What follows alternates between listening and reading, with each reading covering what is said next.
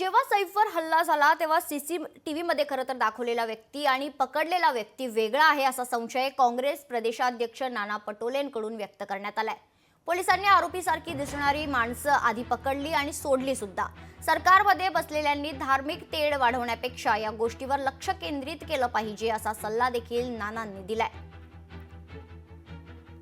आता जो पकडलेला आहे तो खरा आरोपी आहे काय हा प्रश्न या निमित्ताने निर्माण झालेला आहे आणि म्हणून सरकारमध्ये बसलेल्या लोकांनी हे धार्मिक तेढ निर्माण करण्यापेक्षा असली गुन्हेगार कोण आहे, याच्या पाठीशी नेमकं कोण आहे, या सगळ्या गोष्टीकडे लक्ष घालण्याची गरज आहे।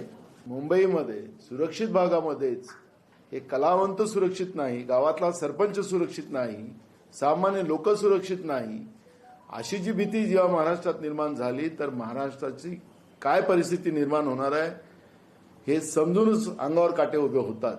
जे गोष्ट पुढे येत आहे त्याच्याकडे सरकारने लक्ष घालावं आणि मुंबई पोलिसांनी लक्ष घालावं ही भूमिका काँग्रेस पक्षाची आहे। लोकशाही मराठी ऐका, पहा, जागरूक रहा।